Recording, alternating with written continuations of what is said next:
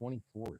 So tonight I'm going to try and do a little less talking and a lot less neck flapping than normal. And hopefully just interact with you guys a little bit here and answer some questions. You know, once we get some folks here on the live, I'd like to interact with y'all. And, you know, hopefully you guys have some questions for us and what the total grazing program is, how it works, why we do it. Um, you know, ultimately why it creates so much more productivity on your land. So that's what we're going to be getting into tonight. Until we get some people here on the live, I'm just going to walk around. We're going to look at some of the animals, and just going to go ahead and show you their condition, what's going on, where we're at in the grazing, I guess you're going to say rotation, and why the hell our pastures look the way they do right now. So uh, this is not a great example of what total grazing is supposed to be. So understand that. What we're looking for is higher utilization. That is the goal right now. Ultimately, hey, we got a couple folks. Thanks for joining in. So ultimately, the goal is much higher utilization than what you're seeing here, meaning consuming more of the available forage. So what we're ideally looking for is something that looks more along the lines and even less forage than actually what's over here when we're done grazing. Now that looks the way it does right now because I actually got the bobcat over there with a big bush hog on the front of it. And I mow this stuff as tight as we can. Now, there's a lot of reasons for that. If you don't know anything about the total grazing program, the reason we're trying to take as much forage as possible, first, it allows you to be more efficient and utilize more of the available forage on your land to grow more beef. Oh, yeah? Okay. All right. So, you know, that's one benefit, obviously. So if you can consume more of the available forage, well, you're ultimately going to move slower around your land, giving the rest of it more rest, growing more grass. Um, Another really important point of consuming more of the grass is if, like so commonly is taught, and this is what we used to do, we used to go ahead and, you know, trample it all down. We'd leave it like, let's see, I'm going to show you a good example here. We would leave the pastures looking like this, right? Let's get down a little more. Just an absolute mess of grass, just smashed down. And ultimately, a lot of guys will argue with it, but it's wasted. You know, does it feed your soil microbes? Does it retain moisture? Yes, it does a little bit. But ultimately, what you end up doing, and I have some prime examples. So we might go up there on the hill here in a little while and run around, and I'm going to show you some stuff that might prove this point. But when you trample all your grass down like this, what you're going to be doing is favoring that grass and not the next successional plant, i.e., let's say cool season grasses in the spring that you trample down, then your warm season grasses, your C, you got your C3s and C4s. As the C4s are trying to come in, well, they've been smashed down underneath a big old wall of grass. Well, it doesn't let them come in and express themselves. Plus, you don't get germination. There's a lot of reasons that um, people are seeing greater, wider interplant spacings in their pastures, and they don't understand it. They have no logical explanation for it. So they just sit there scratching their head, and some of these guys are going, okay, well, we got to trample more. Let's trample more, and they keep doing that, and it's exacerbating the problem. So we did it. We were doing that. I don't want to hate on anybody that does something different than us. This is hopefully to try and help educate people how to make your land more productive. And I don't mean by that a little bit. I mean like by a bunch. So, for example, if can anybody just pop in there if you're watching, throw in the comments, you know, yes or something. If you guys have cattle, animals of any kind, run livestock, know anything about pasture management, that would also help me kind of understand who the viewers are, you know, what we're talking about. Um, so there's a measurement that we take as ranchers, and we try and you know, you have to quantify how much forage you have. And how do you do that? Well, there's a pretty easy formula. And so they'll call it an animal day or an animal ration or a cow day. I just call them cow days. And what that is a 1,000 pound unit. So it's just a measurement. So 1,000 pounds of beef right there, 1,000 pounds now. She's probably 1,400 pounds. She's pretty big. He's probably 1,200 pounds. So right, a 1,400, that'd be 1.4 units. So 1.4 cow days that she would need to consume. So if you take and calculate that, so how many pounds of beef you have on your land, and how many square feet of pasture that they're consuming per day, per week, per month, um, you can run the math on that. You can figure out what your utilization or your carrying capacity is, or what you've harvested with your animals. Now, animals are really awesome indicators. They don't lie. They eat what's in front of them. So a lactating cow, we figure between 3 to 3.5% of their body weight they're going to consume dry matter forage every single day. Now, if they're not lactating, they can do really well on about 2.5%.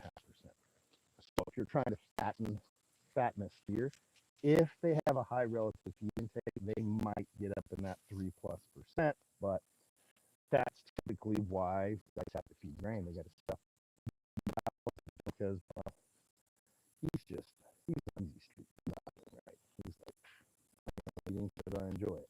He's not trying to support a calf because lactating. So anyway, we calculate how many animals we have, how many animals, and then how much land that they are grazing off at any given time. We run the math and we calculate how many cow days that we are harvesting per acre. Okay, well, all right, hey, Fernando. All right, sheep in Brazil, temperate climate, right on, thanks. Hey, Alan. All right, buddy. Is the audio breaking up, guys? Because if it is, I don't know if we're not streaming well. Please let me know. I have a mic on the back of my hat because I've been told before that I have a very booming voice and sometimes I blow the mic out. So let me put it up here. Don't get blind off my white forehead. Sorry, guys. Let me see. Let's try that. Is that any better? Check, check. Microphone check. Let me know in the comments if it sounds better, please. Okay, so we calculate how many acres we're consuming, okay? Or actually square feet, because my cattle, in the better areas, the better pastures we've been in, this is some rough stuff right here. We got a ton of brambles and sawbriar. It was taking us almost 11 days with my little herd here, which is about 24 units. It was taking us almost 11 days to graze 1 acre. So you run the math on that. I was harvesting 259 cow days an acre. So that gives you an indication of how much forage you're growing. Well, last year and the year before, and again, we have to compare apples to apples because our springs were very different, or our summers were very different. Our springs were very similar in rainfall. We've increased across our land. I mean, just about uniformly. Hey girl, here's 970. About 3 to 5 times as much forage this year with this grazing management over prior years. And how do we do that? Well, we gave our land a ton of rest. How did we give it a ton of rest? By consuming more of the available forage. So it ends up being, and I'm going to keep preaching this. Alan's going to get sick and tired of me saying this because every time, I mean, I harp on it, you know. Scary, huh? That's the importance, guys. That's the magic, is getting your animals to eat more of the forage, leave less behind. So now there's a caveat. Can any old cow do that? No, they can't. If you take a commercial breed and you run them out here hard at high utilization, and I mean run them hard, like 90% utilization. Now that's what we were doing earlier in the year because the forage quality was much greater, much higher, more protein, more starch, higher bricks, more energy, i.e. gives the rumen the microbiology in their gut. I'm pointing at a horse right now because I'm an idiot. Let's try that right there. The thing that actually has rumen. The rumen in a cow is, think of it as like a compost pile. Okay. If you don't know anything about it, and I'm no scientist, so I have to, lay it out in dummy terms here for myself even. So it's like a compost pile, right? And what does a compost pile do? Well, it's full of bacteria. and microorganisms. And what ends up happening? Well, it becomes actually exothermic, and it creates a ton of heat, right? Because of the catalyst, the reaction, the bugs, the microscopic organisms in there doing their magic. Well, very similar in a cow's gut. Just kind of think of it as an internal composter. So they, some animals have an ability, due to their size, due to their harvest. Thank you. You're pushing me off my feet. Don't rub on me. Due to their feed conversion efficiency, have an ability to stay fatter on lower quality forage. Okay. So how do you obtain that? Well, you can selectively breed through your own program, a breed up program. Hey girl, is that a good elbow? Oh, I guess I'm salty. Um, or you can import genetics into your herd. Uh, so I would highly recommend that. It's going to take you, a couple lifetimes less doing that than just trying to work with what you got. So there's shouldn't have invested in that mic. Is it still just freaking out, guys? If it is, I'm gonna just do this. I'm just gonna plug. I'm gonna go back to the phone. Let me know. Gotcha. Anyone? Okay. This thing normally is absolutely foolproof, so I don't know what's going on with it. Let me know. Tell me if the audio is better now. I'm just gonna take this stupid thing off. I don't know what's going on. And it could be my connection, guys. I don't know. I have no idea. No, it sounds great. Hell, I don't know what's going on. Shoot. Okay, anyway, where was I? So if you get the right genetics into your herd, just get a bull. Get a bull with the right genetics and put them on your girls. And then you can go ahead and select one of your own bulls back to put back against all of your heifers and cows. So that's probably the fastest way to get there. So in the total grazing program, it is preached and heavily taught to look at breeds like Mashona genetics. Let's see, how many dogs we have? We have a lot. We have South Pole cattle here, okay? And I'm gonna tell you, you're gonna hear other guys talk about South Pole cattle, okay? And they are the greatest thing since sliced bread. There's no other cow on the planet that you should own. If you do, you're an idiot. You are the stupidest person on the planet if you own anything but a South Pole cow. Well, that's not what I think, even though I own them. They're great. I love them. They're awesome. Are there better breeds out there that flesh easier? Yeah, there are. But there's also good cows in every single breed. So don't forget that, right? I'm not a hater on color. I prefer red cattle. You know, I guess it's said that Mashona genetics don't really care about black or red. They'll just stand in the sun and they're super heat tolerant. But you'll see more light colored cattle out in the sun, grazing throughout the hot parts of the day, putting on condition, consuming calories, getting fat, better than most of your black cattle. Okay. There's, no absolutes in anything. There's exceptions to every rule, yada, yada. So South Pole cattle, great. Can we improve their genetics even more? I think so. At least in my herd, absolutely. We're going to continue to selectively breed, but we're in a strange situation also that we're so understocked that we need every cow we can get. So it's not like, oh, she doesn't keep the best condition and she's got this or she's got that, she's out of the program. I got to keep them. I only have that luxury of culling once we get to or nearing our carrying capacity of our land, right? So these are some things that you have to take into consideration. If you have cattle and you just want to go full on hardcore 100% in the total grazing program, ultra high utilization, ultra high stock densities, I don't know, you might be supplementing a lot of protein, which you can do. And that's protein supplementation is way cheaper than feeding hay, okay? So I did my own little experiment earlier. I didn't need to. We have so much grass in front of us. We actually have about 1.5 years of grass currently in front of us right now, which is mind-boggling. It's wonderful. It's a huge blessing. I'm so grateful and thankful every day. I don't lose sleep at night anymore because we have so much grass. But I do have another concern. What do I do with all this grass? And some of you might be like, what's the problem? Well, it loses quality the older it gets. And then Going into the second year, if I can't get it grazed off, it'll actually start killing the growth points of the grasses, and they'll stop tillering. We'll start actually, the grasses will start pulling away from each other. We'll actually start increasing our interplant spacing. We don't want that.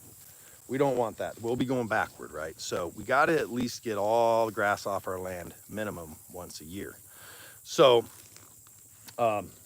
again, the genetics are super important, guys. So, but that being said, what I was saying is that, so I did my own little experiment. We were on some pretty old rank forage, low protein, low bricks, low sugar, right? So I actually got a few bags of soy protein, and I just wanted to see how the animals would react. So they'd be grazing in a cell, right, in a new break, and they'd get to a point where they just go, "Eh, we're done. I'm not going to eat that. That doesn't taste good enough to me anymore. It's not palatable enough. Whatever. It's too high in fiber and lignin." So I go, okay, well, let's see what happens. So I'd take an $11 and, you okay there, Blanton? Thanks, buddy. I'd take an $11.45 bag of soy meal, right? It's high in protein, really high in protein, 40 plus percent. And the first couple days, so I gave them half a bag and then skipped a day and then gave them half a bag. So we're talking like $5.50, right, guys? Like stupid cheap. And I noticed their harvest efficiency increased. They consumed more of the available forage. I don't know what you're yelling at. That's just a four-wheeler. Everybody else is gone. The kids and the other horses, they're all at the rodeo right now. They got my truck. I can't believe I let them. Ah. So I took and then played with a little more and said, okay, let's up it a little bit. Let's give them a little more protein. So I took and gave them, I gave them a full bag one day, skipped a day, gave them another full bag, right? So it ended up only being, I mean, 50 pounds across, 20, I think there was 25 animals, 26 animals in the herd. So, what, 2 pounds every other day per animal? So 1 pound a day on average. And I'll tell you what, they ate that forage that they didn't want to eat before. Man, they mopped it right up. It's amazing how cattle, horses, whatever, they have they have a sixth sense, and they know exactly what they need and when they need it. And if it's in front of them, they'll consume it. It's like free choice mineral. You can give them 20 different minerals and they won't eat any of them unless they need it. And they'll only select the one that they need. They will only, by nature, by design, they are selective grazers, feeders, mineral consumers. They must have radar on that little nose, and they can smell it, they can sense it, and they know exactly what plant they need and when. So they're selective, and so selective that they'll leave a ton of forage behind. So what we're doing is we're working with nature by putting them in high stocking densities to create that competition. If you put a bunch of fat kids around cake, what's going to happen, man? They're going to attack that cake so fast because everybody wants to get theirs before it's gone. Well, if there's just one kid, they're going to eat it at their leisure, right? They might even save some for later. So it's kind of that same mentality. Now, we're running really low stocking densities right now, again, because we're letting them be selective. I don't really care. I've worked the girls hard this year, really testing to see where our genetics are at. I wanted to know what they are capable of. It's really important to know, uh, what they can do in what times of the year and forage quality. Because if I get in a position where I don't have a choice, I better not be playing with it then, right? So that was the experimentation phase. This is some brambly junk, and I have a goal here of getting through these couple of bottom fields. This one here, and there's another one on the other side of all these trees. And I want to get it grazed. I need to get it off as much as I can, utilize what we can, and I'm going to mow everything else off behind it because I'm looking forward and planning for our winter stockpile season, okay? Super important. I want to put on the absolute highest quality cool season grasses that we can possibly get in here. So we're just at the end of the warm season grasses. They've all sent up their inflorescence. They've gone and become mature. They either have dropped their seeds or they're ripening fully. They're starting to go brown. So you can look out here and you can see some. This field, not so much. There's a ton of cool seasons in here. There's crazy amounts of fescue in here that you can see that's vegetative. This stuff works. Everybody will tell you that, oh, in the middle of summer, fescue don't grow. It's a cool season grass. It's not going to grow. And that's true. That's true. If you have plants that are not well recovered, if they don't have really large energy reserves in their roots and they become stressed, they go to seed fast and they go dormant. So it's their natural protection, right? They just turn the switch off. Well, that's not what this is doing. Look at it. It's beautiful. It's starting to lodge. So it's not always foolproof, but just by looking at grasses in a pasture, you can almost tell if they're cool seasons or warm seasons just by the way they behave. Okay. If they are really tall like this, oh my gosh, this thing is, let's see if you can see that. This is fescue. It's up to my belt. I'm 6'5" with heels on too. So I'm like 6'6" right now. And that thing is up above my belt. Those are some really crazy long blades of fescue, right? It's happy. It's full of energy. Do you notice any seed heads on it? Nope, there isn't. There's old Kentucky bluegrass and some other stuff I don't even recognize that has some old seed heads out there, but the rest of it's very vegetative. So these are the benefits that you'll start seeing with the total grazing program. So I just subbed. Hey, Big Red Farmer. Thanks, buddy. Sure appreciate it. So I want to be very, very transparent about all this, okay? I don't want any shady business and people talking crap. We are an ambassador for real wealth ranching. That is Jim Elizondo, and he is the man that teaches and preaches and educates people on how to do this, okay? I'm not the scientist. I know what works for us, and I know how well it's been working, and it's mind-blowing. We went from 30 to 50 cow days an acre of productivity to, like I said, our best area was 269 cow days.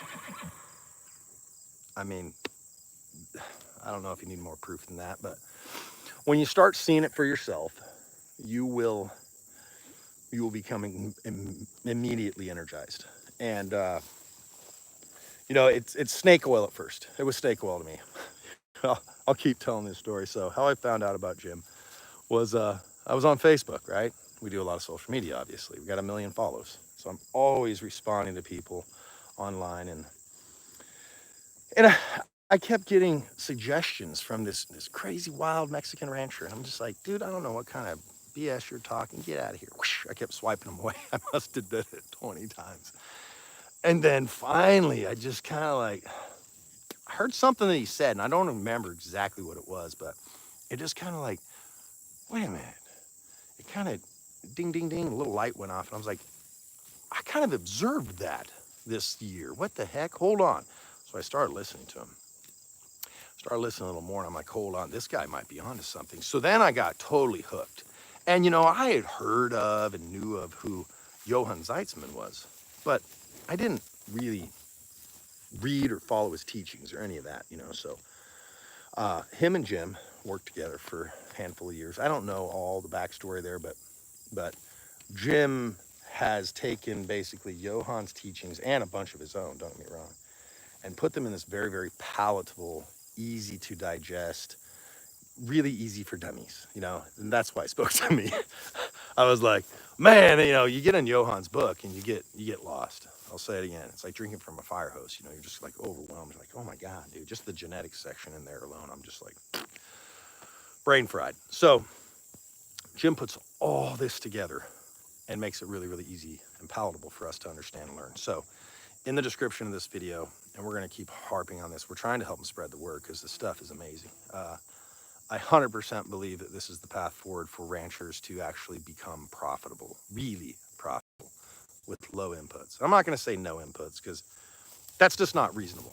That's not reasonable if you really, really want to maximize your land and its productivity. Yeah, you might have to supplement with a little protein.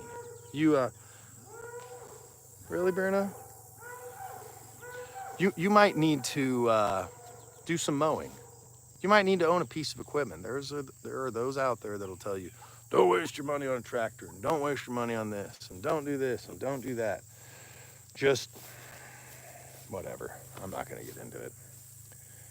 They'll tell you that you don't need to spend any money on anything other than certain kinds of animals.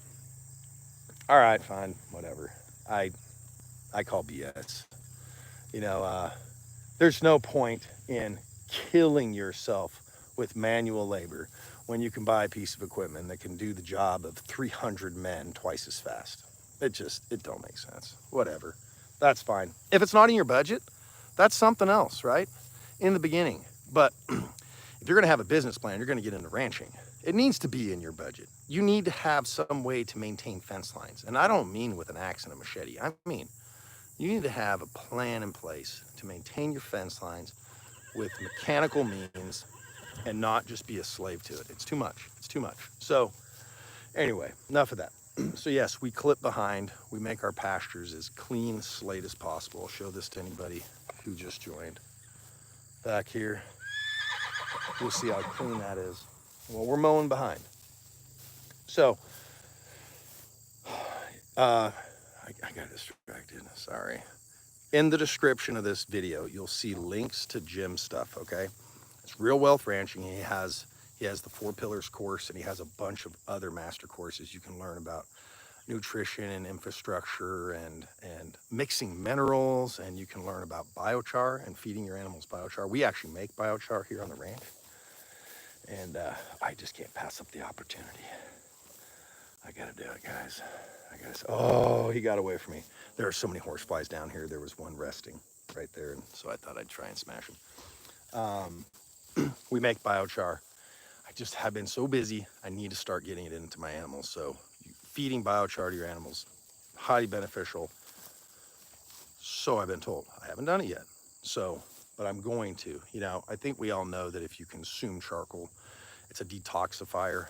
It collects heavy metals, environmental pollutants, all kinds of nasty stuff that could be in your body. So it's actually recommended for humans to consume too. So, but cattle, it improves their rumen efficiency. They can digest faster and uh, and get more nutrients. Think of the the activated charcoal biochar as hotels for microbes. So this might a little fun fact you might not know that in 1 gram, right? I mean that's like I don't know maybe a heaping teaspoon of activated charcoal. You know it's really light. There's roughly 30 to 32,000 square feet of surface area. Well, there's just a little over 43,000 square feet in an acre. So, you know, almost 2/3 of an acre of surface area in one little tiny pile of activated charcoal. Not lump charcoal, not charcoal. We're talking about activated. And how it's done, it's either done through a chemical process, 1, or 2, through intense firing, really, really high heat. And what it actually does is it erodes like the cellular wall and opens all those up and makes it porous. Think of it like, I don't know, like pumice stone, but very microscopic. That's the stuff you want to be feeding to your animals. That's the stuff you want to be taking orally yourself. So we're going to be getting into that. He teaches you how to manage your land, genetics, the proper time of year to calve. Optimum calving season, guys, is so important. And so many folks have to calve outside of the optimum calving season, which is optimal calving season during the green season, during green up, when your grasses are highly nutritive. Why? Well, that's the highest demand on your cow. That time of year, when she calves, she has the highest nutritional demand on her body. So you need to give her the highest nutrition. Plus, there's no point in having calves freeze, you know, have them out there nice. Now, some guys calve it outside of that season because of the market and they have other reasons for it. But most of the guys that I know that are calving, my wife's creeping up. Come on, hurry up. Most of the guys that are calving, fall calving, is because they can't get bred in summer. It's too hot. Their bull is firing blanks. He's infertile. His testicles are overheated, so he's basically got dead sperm. So he's not able to breed his cows. So they have to breed during the time of the year that they can get pregnant. which is typically winter when they're less stressed because a lot of these cattle are not heat adapted. So heat adapted cattle are totally important. Okay, this girl right here, here's a perfect example. Look at her body condition. Now she's an easy flesher, so she does really well. I got no complaints there. She's actually, she's the biggest cow in the herd. She's fat as a tick, but man, she doesn't handle heat well. Well, she's a Hereford Red Angus cross. She's not even a South Pole. No South Pole in her at all. And all the rest of the cattle will be breathing, they'll have respiration rates of like 30 to 40, and she'll be up like 60 to 80. She'll be panting really hard in the same heat, same place, same forage and everything. She's just not heat adapted, right? She's got way too many English genetics in her, or European. She's adapted to cooler climates. So you need to take and get, if you're in a hot environment, you need animals adapted to your environment. If you're in a cold environment, don't buy South Pole cattle. don't get slick cattle, So it's really important. There's not one size fits all. There's not one breed fits all. And the total grazing program doesn't work the same for me as it does somebody in Nevada, but it does still work. It just looks very different. It's very adaptable. And I'm not going to even pretend to tell you how it works in Nevada. Jim can tell you because he teaches people this stuff all over the world. Many different climates, all kinds of different continents, different rainfall zones, brittleness factor, elevation. There's a lot that goes into it. All right, we got someone here. White Church Farm. Hey guys, moved 20 cows and a bull around 20 acres twice since spring. I still have about 50 acres that haven't been touched yet. There you go. There you go. 11 inches last week. Oh my gosh. That's a lot of rain. Yeah, oh, absolutely. It's hard to grow grass without precipitation. I'm going to tell you. There's no doubt about that. But just because you get a lot of rain doesn't mean grow grass. It boils down to management. I got a lot of neighbors around me here that have gotten the exact same amount of precipitation as us. And guess what? They don't have grass. And we have more grass than we know what to do with. We're not special. We're not awesome. I'm not so cool. What we have is just better knowledge that's been taught to us and management skills. And we're growing more grass because of it. Now, I did talk about this in the last live, and I'll touch on it a little more. So, Agritech International. You may or may not have seen these guys. They, for a long time, were doing some really heavy advertising campaigns on Facebook. That's actually how I became aware of them. And I was really interested in their product. So, I heard a lot of people call it snake oil, which is liquid chelated calcium or lime. And so I reached out to them. I said, look, here's the deal. We're content creators. I'd love to get some of your product. I don't know. Maybe we can kind of do a little, let's see what happens. Maybe a little trial, a little demo. I thought he'd send me like 2.5 gallons. It's like a little test plot. Without a contract, no contractual agreement, zero, no promises made. They sent us totes of that stuff to treat our whole farm. So I'm blown away. And again, I have no agreement with them. I don't have to say anything about what they did. They just did it, and I was taken back. So, so we put it on, and I was going to be very, very objective. We put it on last year. We made a video of just kind of spreading it, but didn't really talk about it much because I'm not going to get out there and tell you guys something, that's maybe not true. I'm not going to say, oh, this stuff works so amazing when we haven't even had time to see the results. And last year we were really droughty. So we put it on, and that was cool and good and great and all. But the problem was after we put it on, we didn't get spit for rain. We went dry for a very long time, heavy drought.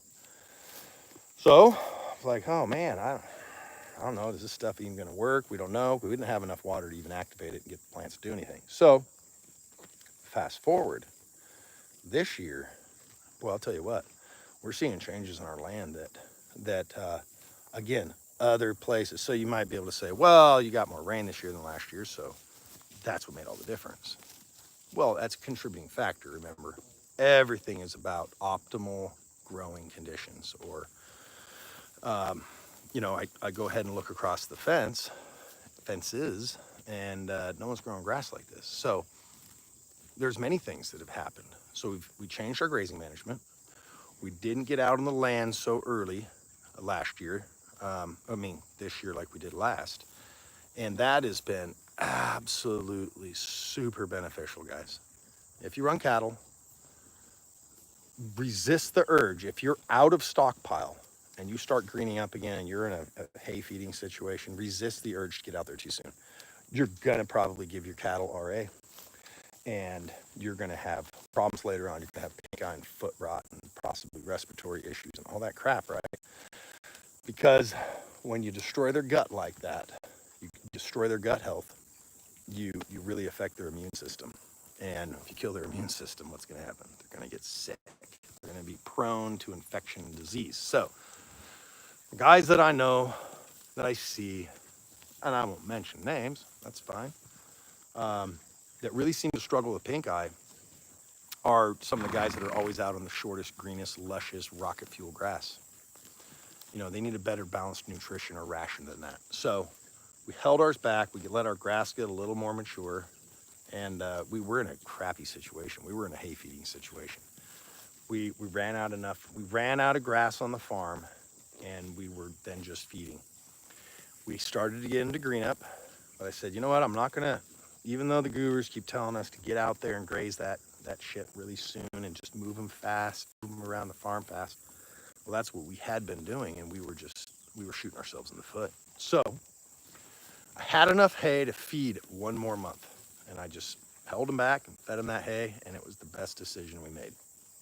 So there's a handful of things that all came together and culminated to allow us to grow this much grass. And so, you know, if it wasn't for Jim's teachings, I would be in a totally different world right now. I'll tell you what, I probably would have held my cattle back longer in the spring, but then would have still been out just trampling all this crap and moving around the farm too fast and not utilizing enough and yada, yada, what we already talked about.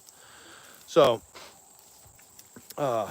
yeah, if you run animals of any kind, you know, if you're trying to be profitable, or at least you're trying not to go in the hole, if this is a hobby for you and you have a hay bill, well, hobby or business, if you could reduce your hay by 50% or completely eliminate it altogether, your winter feed, you might want to consider it. I'll put it this way. So we fed hay last year. Now again, we have a tiny little herd. So we fed 74 bales, round bales. And this year, we won't feed a single bale, not even close. Actually, we have too much grass, like I said before. So we have a year and a half of grass in front of us right now. And quite the stark difference from last year and the year before, right? Feeding hay, having to feed hay. So there's some other great guys out there that I think you should check out if you want to see more proof instead of just some dude like me just running his neck. Josh Teague at Running Tea Farms. Check that out. He's on YouTube. And he's got some great real short snippets. He just kind of does the Greg Judy style, stands behind his camera, points the camera, does a little talking, show and tell. Boom, on to the next one. And, you know, he's getting some harvest efficiency that's really high, and he's harvesting like over 400 cow days an acre per pass. So that's greater than a 1-to-1 carrying capacity right there, guys. That's huge, right? So if you're able to grow that kind of grass, well, you're probably going to be able to increase your stocking rate. So remember, stocking rate and inputs, those are your determining factors on profitability. So we increased our forage production by 3 to 5 times our first year practicing the total grazing method. So in theory, we should have increased our stocking rate by 3 to 5 times, but I'm not a millionaire and can't just run out and go buy crap loads of cattle, especially in the record highs that we're experiencing right now in the cattle market. So yeah, if you're trying to get into cattle right now, don't. Wait, wait, it's gonna come back down. It's at the peak, right? It's like a 12-year cyclical. It climbs for 6 and falls for 6 and climbs for 6. So just cool your jets. It'll get better. Yeah, I mean, there's crazy stuff like 4 and 5 weights selling for a couple grand a pop. You know, I mean, geez, I don't know how anybody can afford to get into it. Now, now there are specialty breeds. Now, I was just talking that's commercial market, but there are specialty breeds like South Pole cattle. There are some individuals that are selling them for like 7 grand a head. Crazy expensive, crazy, crazy, crazy. So, but you know, look into Moshona genetics. Johan and Jim really speak heavily on them. My daughter Trinity and I went down to Florida here, June. It was like June 20th, 20. Yeah, I was traveling on my birthday. June 20th is my birthday. So we were traveling. We went down to Tallahassee, Florida, to a beautiful ranch, like a 5,000-acre ranch right on Lake Jackson, and they run Moshona genetics. I don't know that have too many, you know, full blood or pure blood, but heavily influenced. And it's a great breed. They flesh easy. They're docile. They have really early sexual maturity, high relative feed intakes. Yeah, you know, all the good stuff. That's all stuff that you'll learn in the Total Grazing program. And I highly, highly suggest you at least look into it. You know, if you're not in a position to spend the money, that's fine. Don't play with it. Experiment a little bit. If you can experiment a little bit and prove it to yourself that harvesting more grass and moving slower across your land, among many, many other things, way more things than I can talk about alive, and you can start seeing the productivity in your land, well, you'll become a believer. And then all of a sudden you'll be like, oh, yeah, hell yeah, I'll move my cattle 4 times a day. No problem. Right? So that's kind of how it started for us. You know, we were a once a day move kind of people since we started. And, you know, we tried like once every 2 days for a period of time. And I was like, nah, that's for the birds. We'll do once a day. And then we tried twice a day. And I felt like, well, that's excessive. And I don't feel like it's really doing anything for us. Well, it wasn't. It really wasn't. We were trampling way too much forage and leaving too much behind. So we weren't getting enough recovery.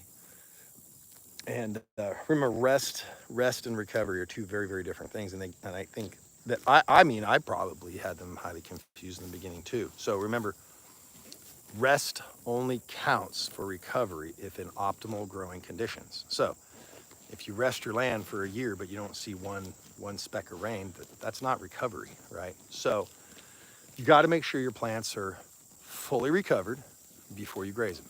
I mean, they don't have to be a seedy mess, no, but they need to be recovered. Just because you'll hear someone say, well, all the tips are pointy. The tips are pointy. It's ready to graze. It's not ready to graze because the tips are pointy. So you need to go down and look at your basil leaf. It's the leaf right at the very bottom. When you start seeing it yellow, that's an indicator, and I'm not really sure of the total science behind it. Jim is, he'll tell you. Johan knows. But that's an indicator that you have a well-recovered plant. And the starches and energies down in the roots and in the crown of the plant are well balanced and replenished. Now it's time to finally graze it. So that's just, you know, again, I'm just touching the tip of the iceberg here with how this system works. And I'm gonna just keep coming back at you guys a couple times a week, doing lives out here with the cattle. Let's go ahead and look at these guys a little bit. So let's see.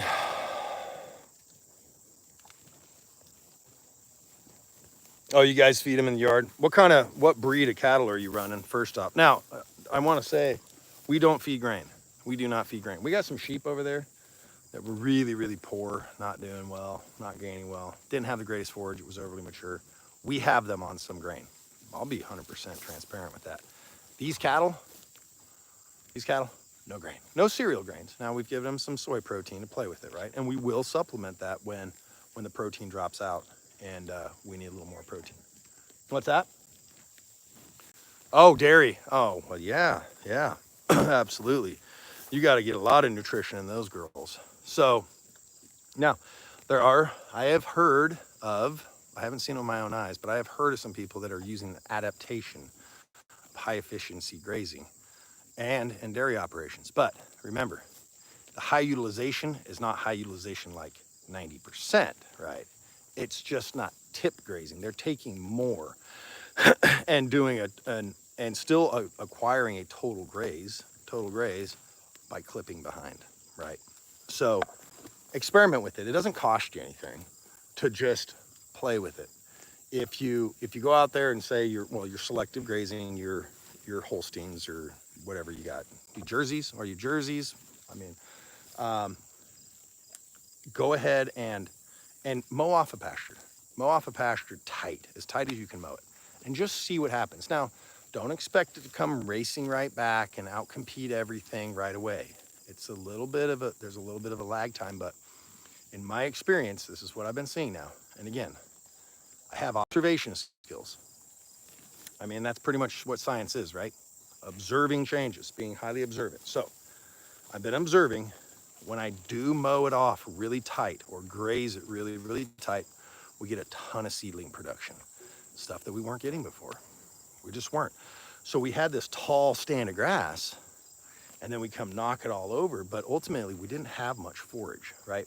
If you can get up, get a drone. If you have a drone, if you guys have a drone, if you have land, fly a drone over your fields and see if they look as green from up at 1,000 feet looking straight down as they do at ground level looking out across them. And if they don't, your inner plant spacing sucks. That's what ours was. When we first were out here, I was like, yeah, we're growing so much grass. This is awesome. Woo. And I got my drone up. This was like 2 years ago and last year too. I got my drone up. I'm like, it looks like the Sahara Desert. Oh my God, all I can see is dirt and brown stuff. It was terrible. So we just didn't have any density. And that is what the super tight grazing did for us. Getting down. Now, if you're in a massive drought, guys, if you're in a massive drought, don't expect seedling production until you get rains. So let's talk. Oh, hold on. My moderator here, my wife, is telling me, hey, I'm just curious, what do you do for weed control? We just mow. That's it. We graze and mow. When I put these guys in, well, let's talk about that. Okay.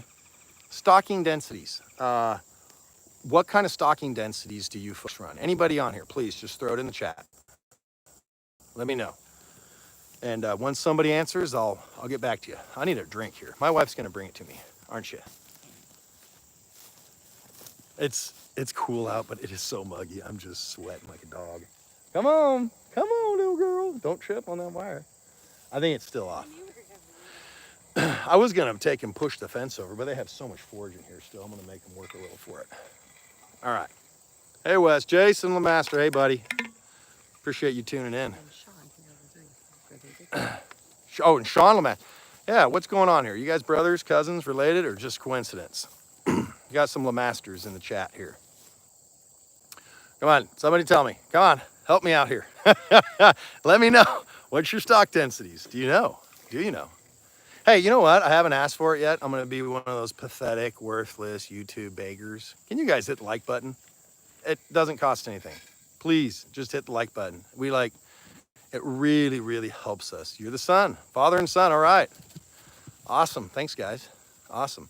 Yeah, man, like seriously, likes really help, push our stuff and try and get the word out about this stuff. And without it, it kind of goes stagnant, So lives are a little different, don't get me wrong, but the more you guys like this live, the more it suggests it in the live feed, the more potential people can get on here and learn about cow poop.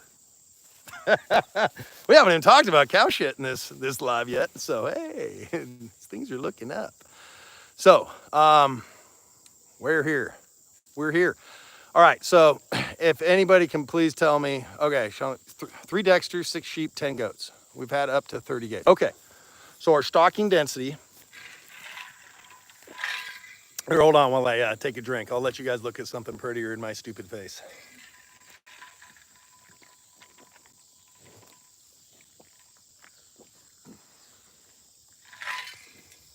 Okay, much better. Stocking density is gonna be the total weight of animals. I don't care what they are. Sheep, goats, donkeys, pigs, chickens, cows, horses, doesn't matter. Your total weight of living, breathing flesh on per acre. So if you can calculate that, and what I mean by per acre, hey, pet the horse. I can pet the horse. Hey, watch this. I'm like a trained monkey. I'm gonna start going. All right, we'll go pet the horse. We'll go show you the horse. We appreciate the donation, guys. This is Scout. Everybody say hi, Scout. Say hi to Scout. There's a good horse here. He's one of our really old time, trusty, amazing horses. Like taught my girls how to ride. Really, he was an amazing horse. His name was Gizmo. I had to shoot that poor fella right over there, and he's buried in that field. We call it the horse pasture. Had to do that 2 years ago.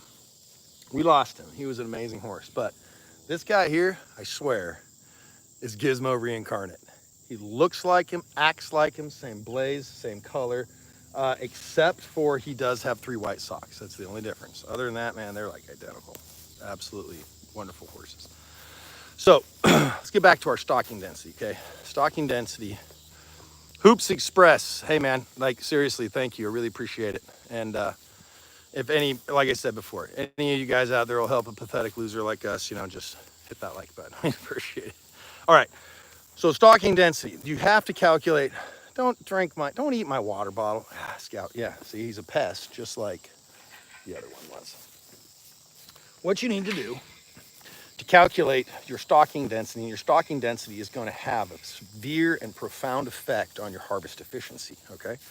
Harvest efficiency is how much grass you're going to be, or forage, legume, I can't even talk, forbs, whatever, right? Herbaceous plants, doesn't matter. Anything that's green, anything that they will eat is not a weed, by the way. So you need to know what your stocking density is so you can regulate your utilization.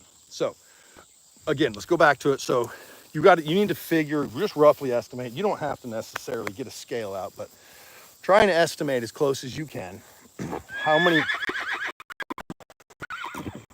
Scout, shut it, how many total pounds you have. Okay, that's the first thing you need to figure out. So total pounds of animals you have. So for real easy numbers, we're just going to say 25, which right now, the girls out of here, so we're probably like 22, but we're going to just say we have 25 units, so that's 25,000 pounds. And now if I put those 25 units on 1 acre, we would have 25,000 pound stocking density. Okay, so this is where harvest efficiency comes in, and how ridiculously high it might seem to you that you have to get your stocking densities to get them to actually start eating the way they're supposed to eat. I find that if I don't get over 400,000 pounds of stocking density, so again, that's a measurement per acre. If I don't get over 400,000 pound stock density, they don't eat. They don't eat non-selectively, okay? So we haven't even touched on that. That's the magic to this whole system. Every other style of grazing that I've been able to see, come across, anybody's talked about, doesn't matter. Yes, at my work, we got roughly 400 water buffalo. There you go. All right, yeah, that's a pretty good herd there. So where was I? I just totally lost my train of thought. Dang it, I read you. Sean, you threw me a loop. Stock density. So if you're not at 400,000 pounds, my animals at least, they don't harvest very much. They're very selective. And so you need to understand that there's 2 types of grazing, and only 2 types of grazing. There's selective and non-selective. And the total grazing system utilizes as a tool, and not always, but ultra high stock densities and high harvest efficiency, but not always, right? You have to take and balance that to the animal's nutritional needs. And how do you do that? You watch their manure. That's really all you got to do. Watch their body condition and pay attention to their manure pats. Score the manure. If the manure looks good, they're putting on condition. If the manure starts stacking up and getting too tall, you got too much fiber. If it's really runny and just like green water, they have too much protein, too much energy, so you need more fiber. So you need to graze them slower or faster, right? Slower or faster, meaning higher harvest efficiency or lower harvest efficiency. So back to the stocking rate. excuse me, stock density. When you get the higher stocking densities, you put them in really close proximity and they're all shoulder to shoulder, they become highly competitive and they get less selective. They don't care. They're like, it's green, and they go, ha, and they just bite it, man. They just take that stuff. And so it's something that doesn't happen all overnight too. I've had people say, like, oh, I tried it. I gave them a really small area and they still were selective and they didn't do it. So this program's bogus. No. You got to understand that it does take time. They have to be trained. They have to get in that mode. It might even take some cattle a couple weeks of putting them in really high stock densities. And I'll tell you what, when they start eating like the way they should, you'll be blown away. You'll be, oh my gosh, I didn't know they'd eat that. Literally, I have video evidence of cattle eating musk thistle, like celery, just chewing it from one end and sucking the thing in like it's a Twizzler and just eating the whole thing. Amazing, right? And almost every cattleman on the planet would call BS on that. It's true, they'll do it. They naturally, their palate is not trained to eat that stuff. But if you put them in high enough stocking densities, you'll start seeing that kind of utilization. They start eating everything. Now, we've had them in here really low stocking densities, as you can see. They just kind of have the run of the place. We've just been moving the front fence. You'll hear me talk about cells and breaks. A cell is a very long, skinny football field. We start the back fence basically where the goalpost is, and then we put the front fence at like the 5-yard line in the first break, and then at the 10 and the 15 and so on and so forth, until we have been on one area no greater than 3 days, ideally 4 days sometimes. And then we reset and we move all the way forward by moving the back fence forward to keep them off of the ground behind so they don't eat any of that regrowth. If they eat the regrowth, that's overgrazing, guys. It's not taking all of the available forage. That's not overgrazing. Overgrazing happens when you come back and take any part of a non-recovered plant.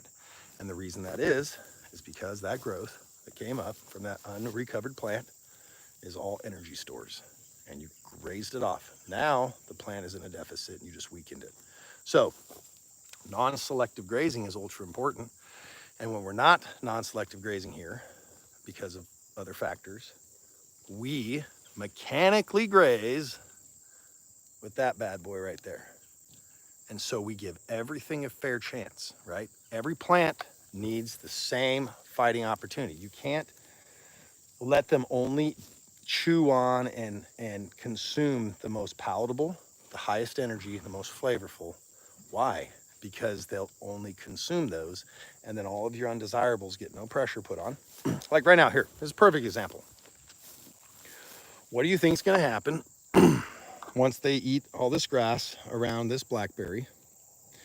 And if they don't eat the blackberry or I don't mow it, what do you think is going to happen? Well, the blackberry is going to flourish. We just took out its competition. The grass is the competition for the blackberry, and the blackberry is the competition for the grass. So if we kick the shit out of the grass and not the blackberry, what do you think is going to be favored? That is why fields turn into brushy, weedy messes, because of selective grazing. If you take the selectivity out of the system, you end up with desirable forages, the plant species that you want the most. So that takes me to, let's finish on the stock density. I need you guys to, it's really important, I think, to start getting a grasp of this system. You need to understand how many animals you have and how large of an area they're on, and calculate your stocking densities, okay? Dilute water and spray molasses thistle with it. They'll eat it. Yeah, I know actually some guys will do that. They'll do give it a little sweetness, and they'll come in and hammer the thistles. Again, right now, here on our program, what we're doing right now, I am mowing every single square inch of this ranch because I didn't mow much last year because of the drought. So the brambles and thistles and this false indigo, which they just hammered. Look at this. Look at this. This was a beautiful, big, thriving, bushy plant. And look at that. I mean, they just smoked it. They love it.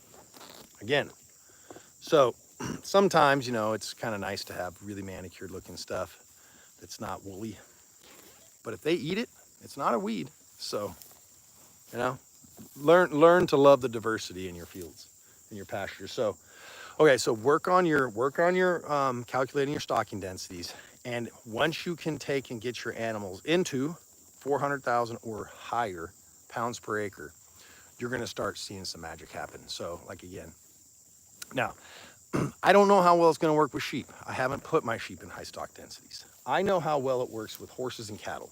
So we range our ideal, our target, I should say, our target density is around 800,000 pounds per acre.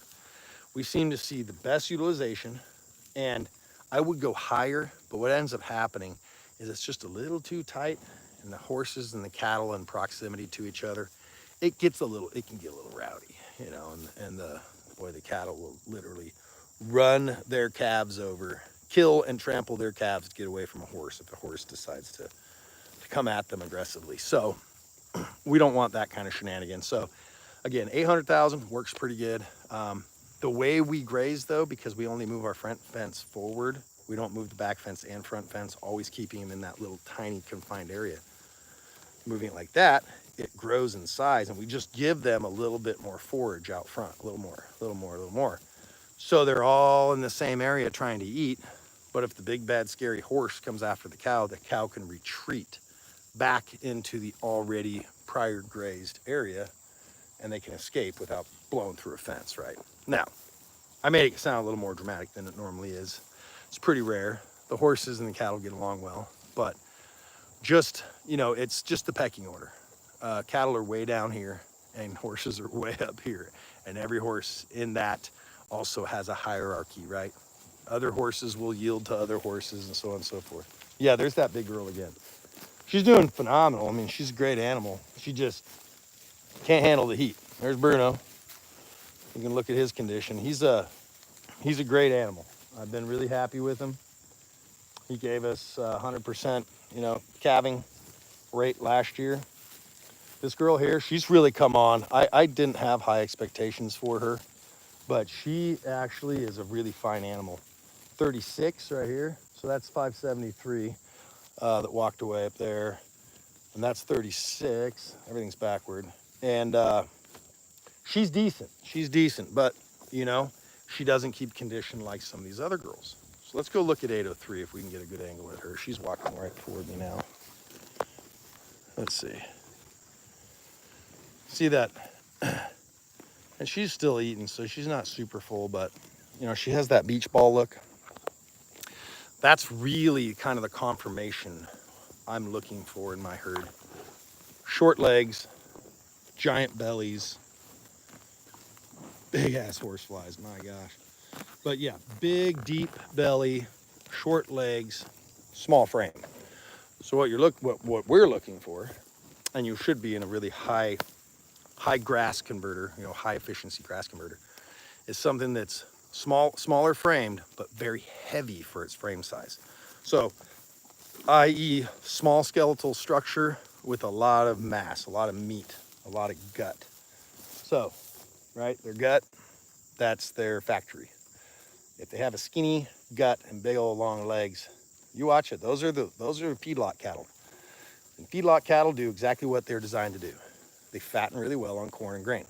In a feedlot, they don't do worth a damn out on grass, especially lactating. That's why so many guys are feeding cake and cubes and tubs and, you know, everything. It's just, it really eats up your profit.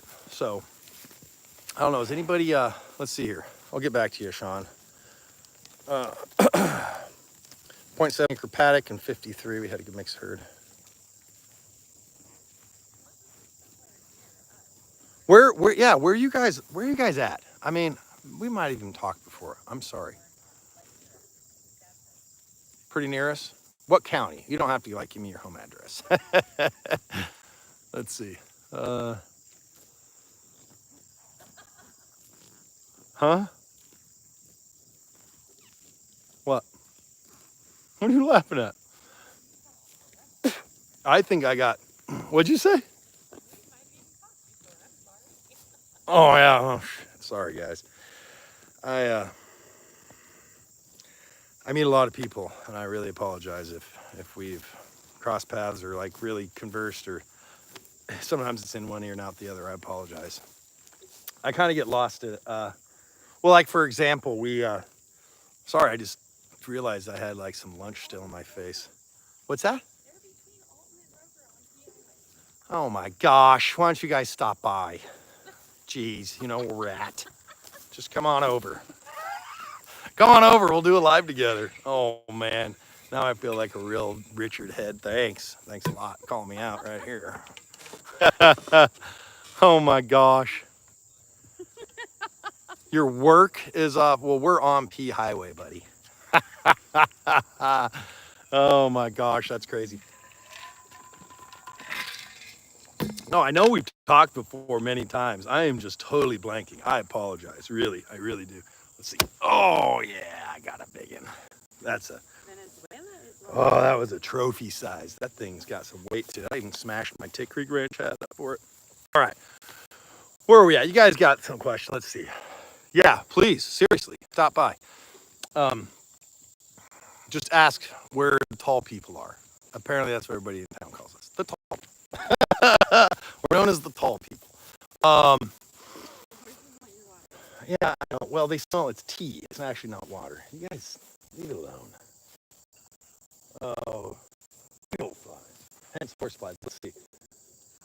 Oh, I missed him. It's catching some, so we made a big old horsefly trap, but it catches some. It really does, but I think I need to put like some sort of UV bright paint on it because it'll help attract them. I don't know. They're looking for Ona, our herd mare. She's a great big old perch run. She's like 2,100 pound, big old girl, and they are so attached to her. This is her. The girls say this is her husband, and it's a scout, and he can't stand it when she leaves, so he kind of loses his crap. All right, super fly trap. Yeah, so it works. Man, the first night we put it out, it got like 13. And then it went for a drought for a while. I'm like, what the hell is wrong with this thing? And then it caught a few more. So we're still trying to understand like what. Oh yeah, you guys run the live, man. Sorry. We're trying to figure out why it's not, or why, when and why it does work. I don't know. I don't know. We're gonna figure it out. I'm gonna do some more stuff to it and keep playing with it. I think I'm gonna get one of those. I don't know if you see them. They're like a big old inflatable bouncy ball kind of thing, like a little kid rides with a handle. They kind of look like that, and they have this. They're black, and they have this gnarly, sticky substance on it. They're for horseflies, apparently. There's some other styles of horsefly traps, so we're gonna play with them. I think we might actually do like a video comparison. Set all 3 of them, 4 of them, 5 of them, whatever we end up with, all side by side, and see what's most productive. So, kind of give you guys like, hey, don't waste your time on this junk. Try and use one of these, sort of one of those, like a real review, because oh, dude, that freaking those flies. What? Too many F-bombs, bro. That's cool. Come on out. We'll be good. My wife will just stand off screen and just go like this. Beep, beep. Just every time. All right. We'll hang like a dry erase board around your neck with a little string like Legends of the Fall. And you can like write on it and stuff. No speaking for you. Oh, man. What do you guys want to hear? What do you guys want to see? Ask questions. I'll do my best. I'm not an expert. I just know how well this stuff works, and how it's just absolutely fundamentally changed everything for us. So work on understanding your stock densities, run the math, and once you do that, then you can start using that as a tool. And also you'll understand and know exactly how much you're harvesting. So it's really hard to track, your pasture's performance, your grass production performance year to year, if you're not tracking it. I mean, you need to track it. So just calculate the size of the area, like over a 3-day period that they consume. Run your math on how big, how many pounds of animals you got, and that'll tell you exactly what you're harvesting, and that's the real proof that you're going to need to convince yourself that this is the way. Because I'm not going to sit here and tell you to go change your whole grazing management system right now, because this is the only way. And if you don't listen to me, you're stupid. No, you would be stupid to actually listen to me and not trial it, because I was stupid and listened to some other gurus that talk all kinds of bullshit. It's just honest. That's just real. But the problem is they're not just selling you knowledge.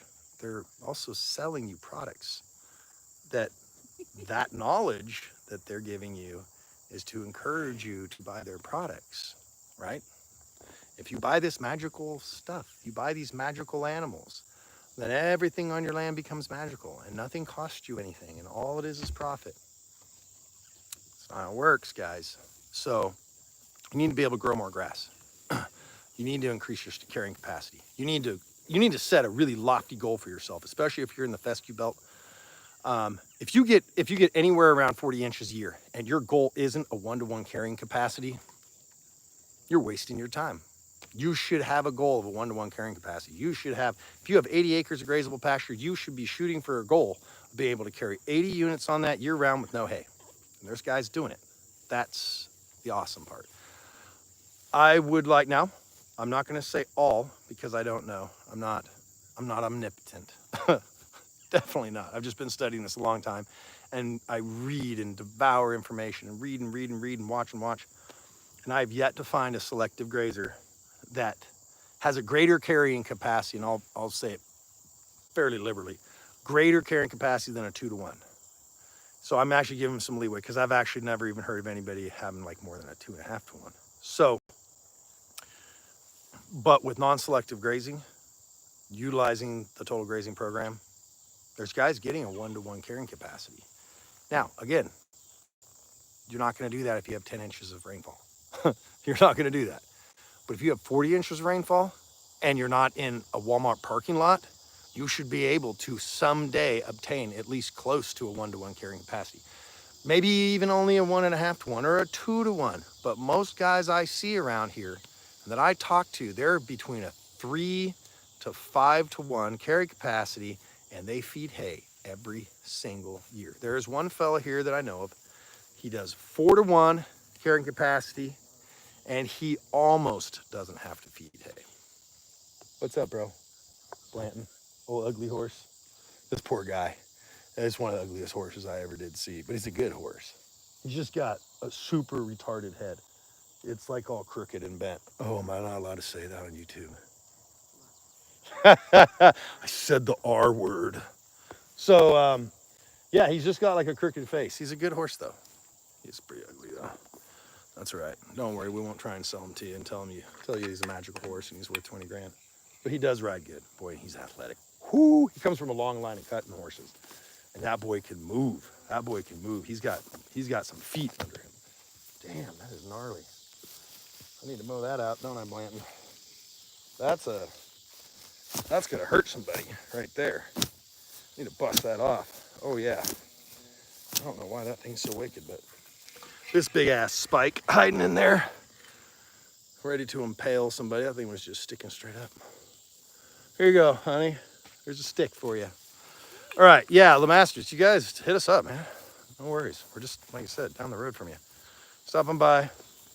If you want. If you want to see what we're doing. Dexters? Oh, Dexters, they're great little cattle. Uh, from what I understand, I've never run them, but Dexters are good little grass genetics. But again, like I say, little. They're tiny. They're dink dinks. Now, don't get me wrong. I got a couple in here that you could confuse for Dexters. I have a couple of absolute midgets. Probably don't go 650 pounds, like tiny, tiny little cows. They're just kind of genetic freaks. We don't want them that small here. But no, there's nothing wrong with those tiny little cattle. They'll do good. Now, so South Pole cattle are a maternal 4-way cross. And they were actually, the breed was standardized by different, well, I'm getting to it. Difference what? Like height, size, conformation? Yeah, like how big your South Poles are compared to the Dexter. Yes, okay, so South Pole cattle, pretty standard average, about 1,000-pound cow, 12 to 1,600-pound bull. 1,600 is going to be on the really high side for a big bull. I think Bruno, he'll probably be about a 1,400-pound bull. Now, I could be just talking out my butt. I'm actually going to put him on a scale here probably next year because he's only a 3-year-old and he's going to definitely put on more mass. But um, yeah, so, Dexter's, from what I know and seen, they're kind of a 500-pound, 600-pound. They're pretty small. These are definitely a couple frame scores up from them. Um, but still, these guys are compact as heck. They're short little things. Half of them, are only waist high on me. But again, they're gutty. They're little footballs, so they carry a lot of weight for having a short frame. Um, let's see. Uh, been by there 17 times. Just figure it won't be weird. That's cool. Swing on by. Yeah, no, Dexters are great little animals. There's actually a couple of YouTubers. There's oh gosh, Just a Few Acres farm. He loves his Dexters. That's what he runs, and he actually butchers them and sells them, as grass-fed beef at his super high-end farmers market where he's at. And yeah, check him out. He's got a great little channel. It's a pretty cool, like really, feel good and super nice guy. And yeah, he's great, man. He's great. Check him out. Just a Few Acres farm. Uh, but he runs Dexter's. So back to this. So this is a 4-way maternal breed, standardized and bred by Teddy Gentry. Okay, Teddy Gentry, if you don't know who that is, he's the bassist player for the band Alabama, right? The band Alabama. And so Teddy Gentry, he's one of the founding members, somehow, I mean, I don't know all the gory details, but somehow had a passion for cattle. He wasn't a cattleman at all, but just knew for some reason that the South needed a better, more heat adapted breed that would do better on grass and yada yada yada. So they are Hereford, Barzona, uh, Senna Paul, and Red Angus.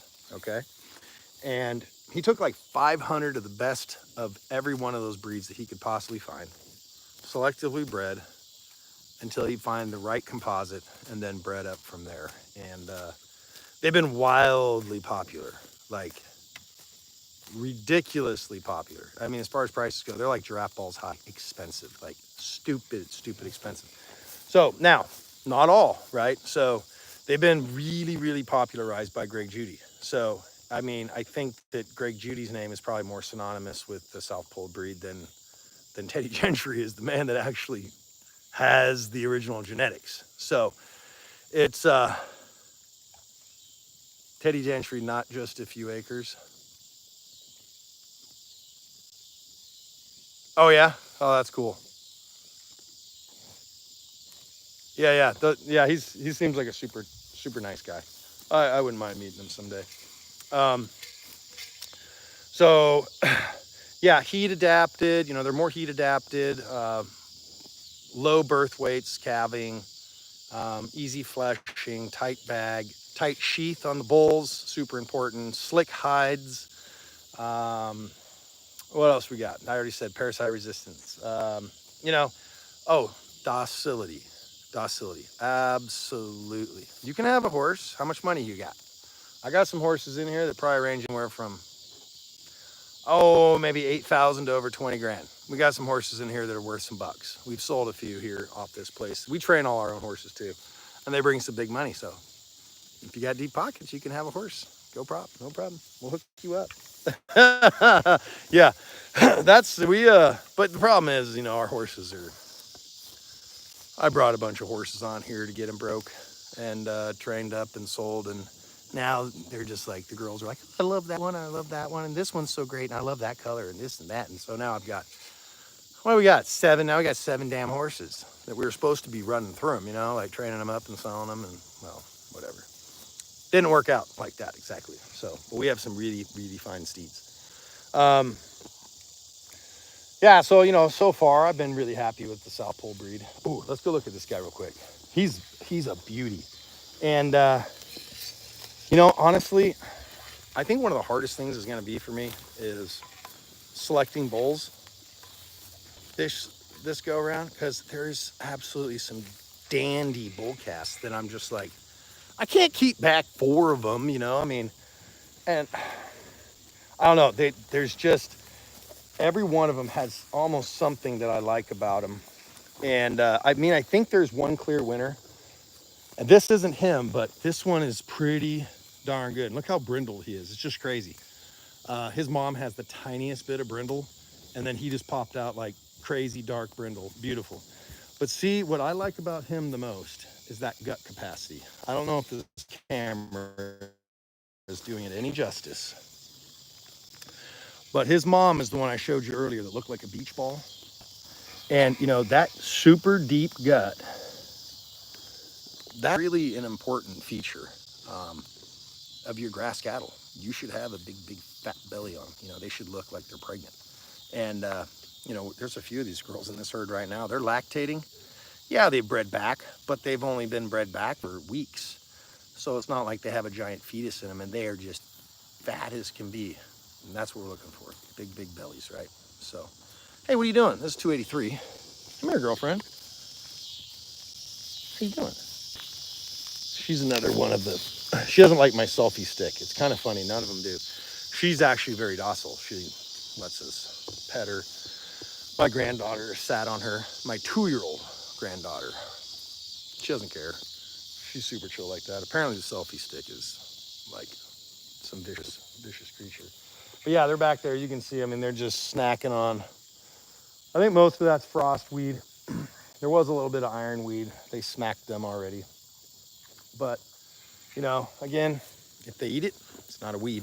So, all right, where are we at? Buckbrush. There you go. That's a good question. Buckbrush. What do we do about buckbrush? Well, that is about the one and only freaking plant around here that the animals just won't touch. I've tried. Well, I shouldn't say won't touch. They will literally nip if it's vegetative growth like that much off the end, and they won't touch the rest of it. I mean, and I put them in there. If I put them in there at 800,000 pounds, what ends up happening is it just gets trampled to death. It just gets mashed down, you know, and broken to hell. But as far as consumption, nothing. But I will tell you how you get rid of buckbrush. You get rid of buckbrush by having a absolutely badass stand of grass, and it outcompetes it. So we've proven that up on the hillside. We have season-long stockpile up on the hill. You know what? Let's just do that. We're gonna spice it up. We're gonna take a ride. So if you guys can handle a little noisy, annoying four-wheeler ride here for a bit, I'll, let's see. But Dexter's eat it also. Yeah. Yeah, they're not too fond of the buckbrush. But yeah, I'm gonna go show you something. Let's go take a ride. Sorry, this is gonna get real shaky, guys, for a few minutes. I'm gonna actually, oh, you know what? Nay, let's do this. We could do this one tomorrow. No, the people must see. They must see it. All right, I got you flipped around, guys. And we're gonna take a putt up the hill. Hopefully I don't like get you guys like motion sickness from all the rattling around. I'm not gonna even give them more paddock tonight, babe. I'm gonna make them work for their keep tonight. I've been spoiling them with selectivity lately, so. All right, we're gonna get trucking up the road here. I just turned the fence back on. If you don't have one of these, if you guys don't have a remote control for your fencer, all I can say is neener, neener, neener, because it is badass. If you can't turn your fencer off, you don't know what you're missing. It is unbelievable. That's been a game changer for us. I'm so tired of getting shocked. So here we go. We're gonna take a little putt ski. Can I change? Oh, I can. All right, there we go. Here, I need you to hold that, my wife, down by the handle. Don't make everybody sick. Okay, and I'll get it going here in just a second. Oh, Diesel, you're all right. All right, here we go. Here we go. We're gonna take a little farm trip.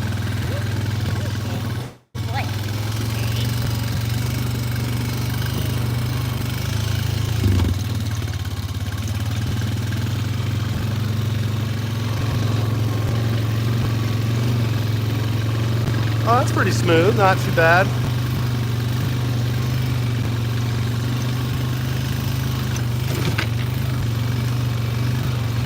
gonna go drive by the old world famous chicken tractor. I don't know, it's world famous, but it was pretty popular when we showcased it on our social media. Little A-frame tractor we go ahead and drag around. Looks like the girls are just about going up for the night. So I want you guys to see what's going on in here. So this was heavily grazed, hardcore. This is about exactly what we want it to look like. And I know it's hard to believe that you want your pasture to look that deep down. But look what happens. This is just right next to it where we heavily grazed, and you're starting to see the regrowth. And this is only like, 2 weeks. Roughly 2 weeks of regrowth. Now I want you to look at something here. I'm gonna let the four-wheeler run so I don't have to try and start it again one-handed. Check this out. This is, actually you can turn it off and I'll have her start it and stuff. I'm like one-handed bandit. I want you guys to notice something.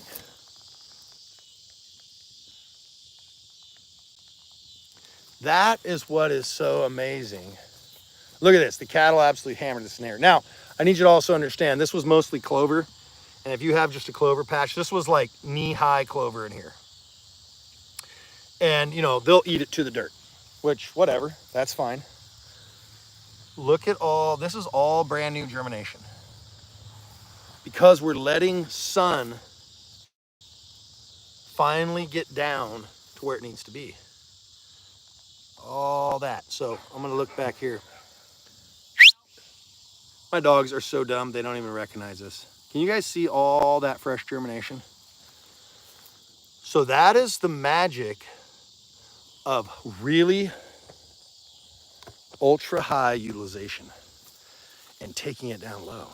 I mean, here, I gotta turn around. I mean, this stuff gets me excited. That's all new germination, guys. It's all brand new. So that is how, and people will say, oh, your ground's not covered. Well, some of that right there, yeah, because it was pure clover. But this is what it should look like when you're done. It's covered. Look, there's still, you don't see dirt there, right? But what do you see coming in there? See, this was all right here.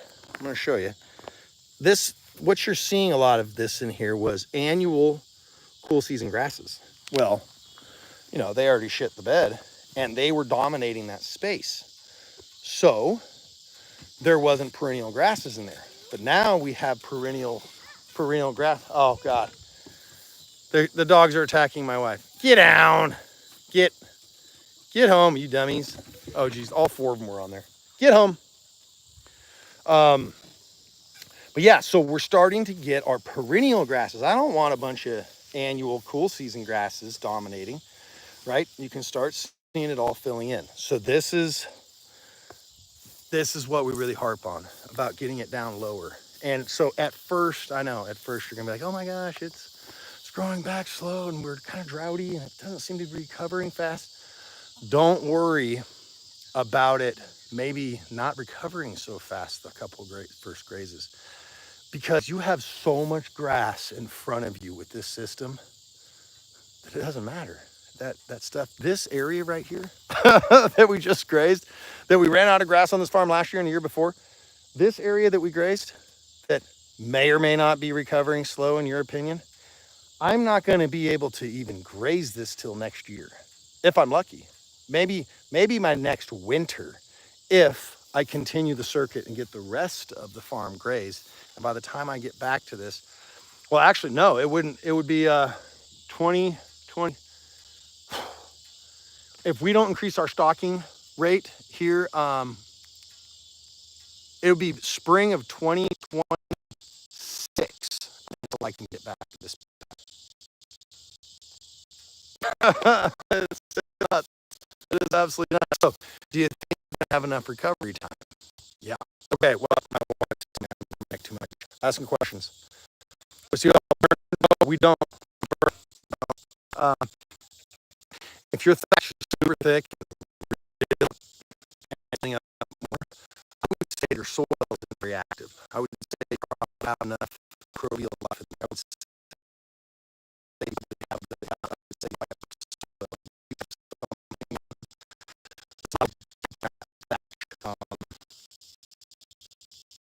bad areas. Oh man, if you look back down, it disappears. So some of it's, I don't know why. Is your thing dying? No, I'm not. Who says it now? I and so is this guy. We're gonna make it now. Head up.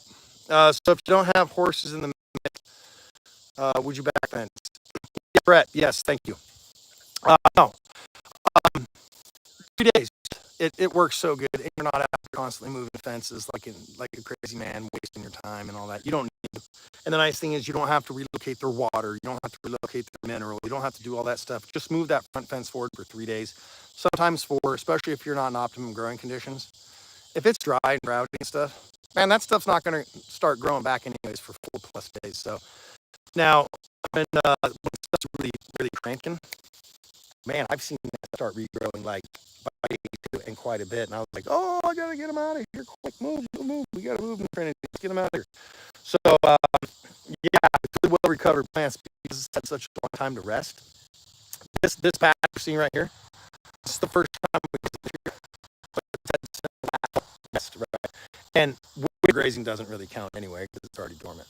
But so last fall, late summer was the last time this was grazing. I got to rest until just a few weeks ago. And we had areas of this that regrew, and I kid you not, like 10 inches in 4 days.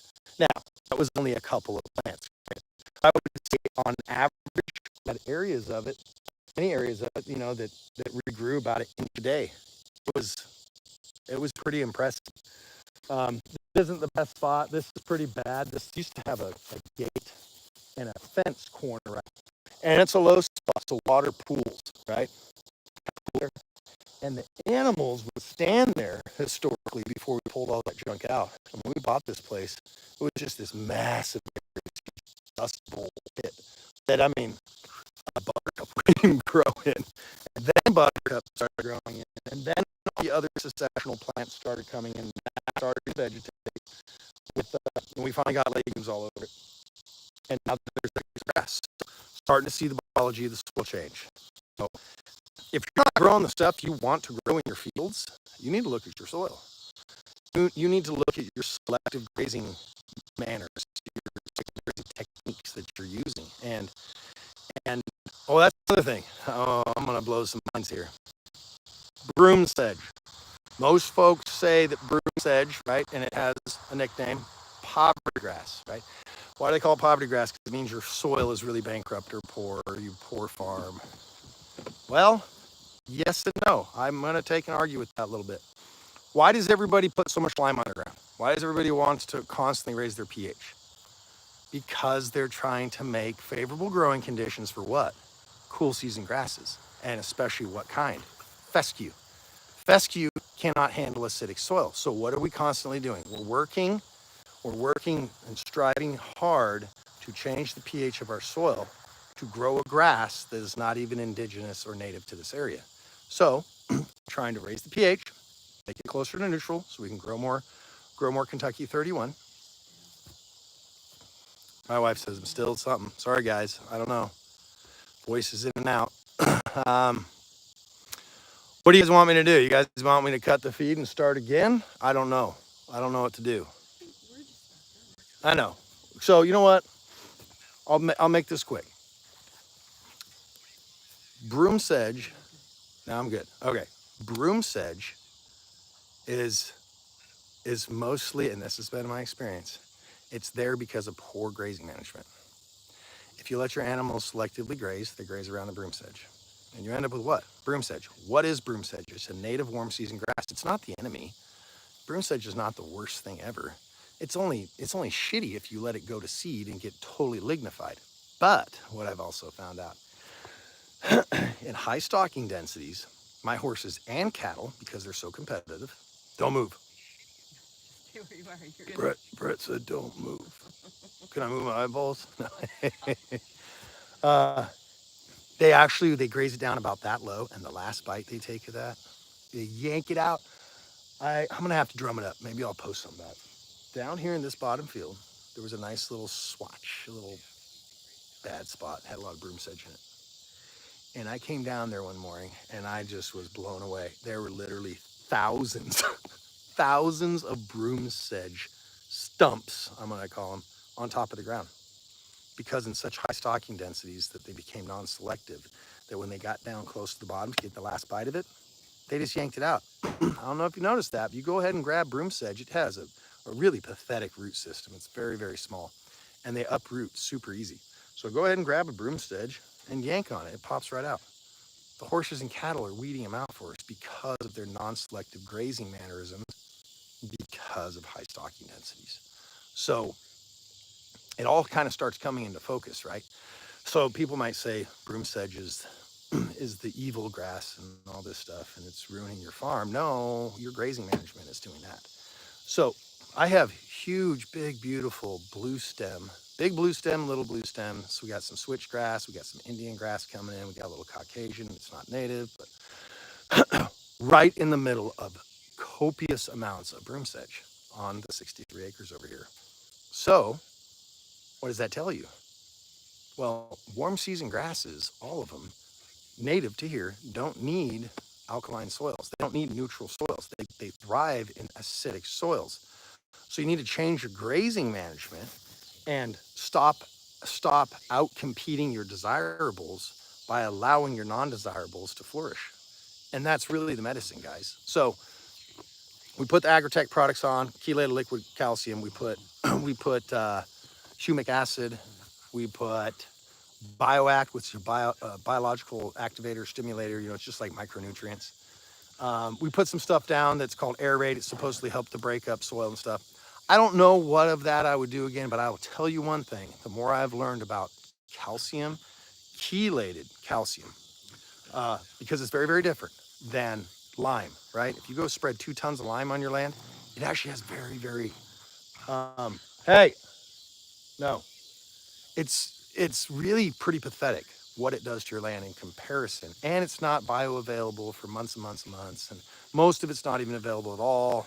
A lot of it's not even calcium. Your CCE is low, right? So all this liquid calcium is super bioactive or bioavailable. And calcium is like, think of it as the carrier, the transport system for your other nutrients. And without it, you will have compaction. Without it, you will have nutrient lockup in your soil. And it can also be, you know, obviously correlated to other things like pH. But without calcium, you're beating your head against the wall. I highly recommend you guys go listen to some stuff. Somebody who's really good about this. I love listening to him. Is a gentleman, and he owns, I believe, the outfit called Soil Works LLC. Check him out. His name's Glenn. He's got a YouTube channel, Soil Works LLC. Check it out. He's great. I mean, and he talks about calcium and really how important it is. Now, to tell you about this calcium, it was 3 gallons per acre. That was all we had to apply. And I am 100% convinced that it has made a tremendous, tremendous difference on our land here. So check into it, try it out. You know, just get a couple gallons if you don't believe in this stuff. Don't go out and buy a tote. You know, this stuff's like a few grand for a tote. Get a couple of pails of it, put it in a test area, and then see what happens over the next year. How your grass is greener, how it grows better, how your soil becomes less compacted. There's a lot of stuff. We're gonna go up the hill here before it gets too dark, and I want to show you. Sean wants to know what you do with Johnson grass. Johnson grass. I love Johnson grass. We eat it. No. Do you? I don't eat it. Oh. My God, my wife. We do? I don't remember it. What does it taste like? No, Johnson grass is great. I encourage it. I want Johnson grass. I want all kinds of warm season grasses in here. Remember, you got 3 growing seasons. You got spring, you got summer, and you got fall. You got a cool season growing season, a warm season growing season, and your cools again. So you need to manage appropriately, and you'll see how that. You need to start this for me, my wife. Come on. Okay. I can't do it. No, you got to pull the brake. Oh my gosh. You Oh my gotta hold gosh. this brake. Okay, got it. Jeez. It's like she's never ridden this thing ever.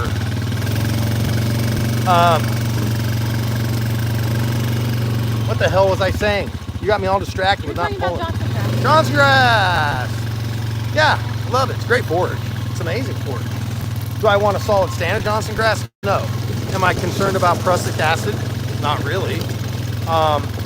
You know, you can get test kits for the prussic acid. I'll probably pick one up because we're starting to see more Johnson grass express itself here because of our grazing management. And it's wonderful grass if you can graze it when it's, you know, when it's creamy. So here we go. I'm gonna flip you around so you're just not looking at my dumb face. Here we go, here we go. Oh, I see, we got all the mutts.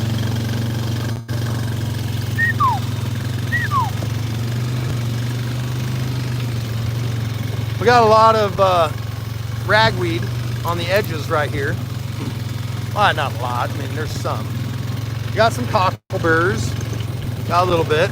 Got some Johnson grass.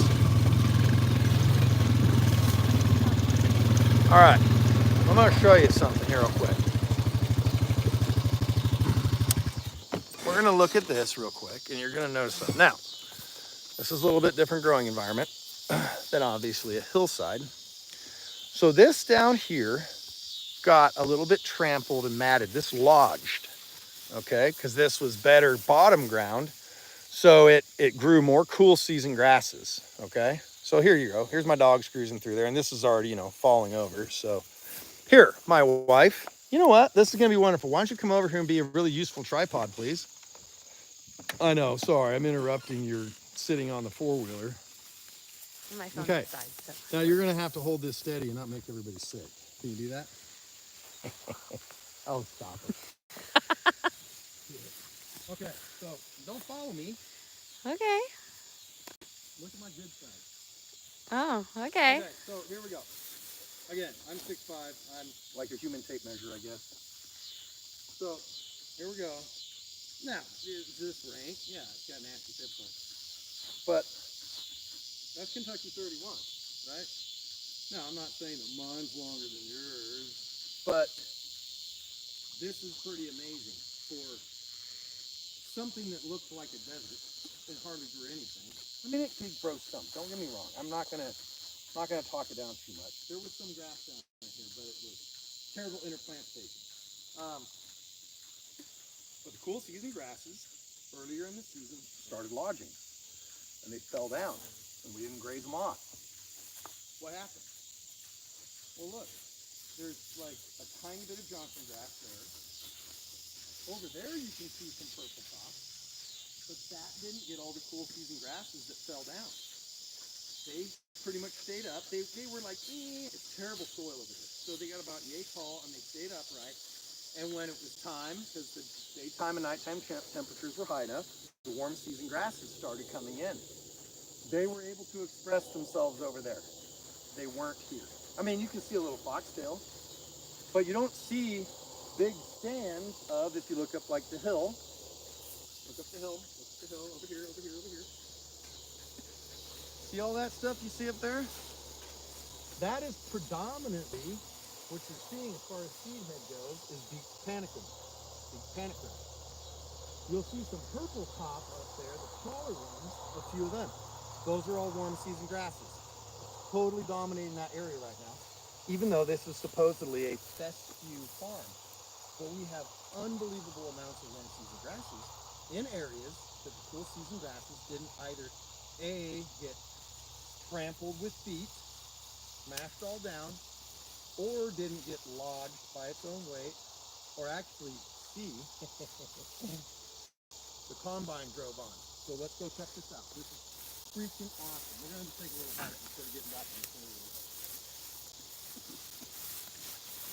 And the reason I'm pointing this stuff out to you guys, these are all the things that I'm learning that I can hopefully like disseminate to you so you can also start understanding, because every day it's like an aha moment. I'm like, oh, I'm an idiot. That's how that works. What's happening, and I've seen it more than once. This isn't like one time and now I'm like an expert. I just wasn't really identifying what was happening. What is now happening, or has happened, where the combine drove, because we topped our fescue seed this year. I was like, sure, let's take it off. It's a win-win. The cattle don't have to eat that shit. We might get a couple extra bucks out of it, and I got to keep back a bunch of seed to touch up some areas that I need. Can they not hear me? Having trouble hearing you. Uh-oh. Okay. Ooh, that close? Sorry, don't break the camera. You can carry the camera. No. Okay, so where the combine came in and his big ass tires smashed down the fescue, because what? That's what was expressing itself. It's full season grass, and it's taller than your Kentucky bluegrass. That's down here. So he came up and he just topped it. But everywhere his tires drove, and it smashed that cool season grass, because what? Cool season grasses will lodge. Cool season grasses will fall over.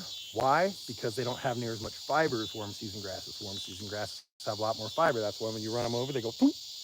You drive through warm season grasses, you don't even know the four-wheeler went through them the next day. The cool season grasses fell down, and guess what didn't come in? The warm season grasses. The big panic grass didn't come in.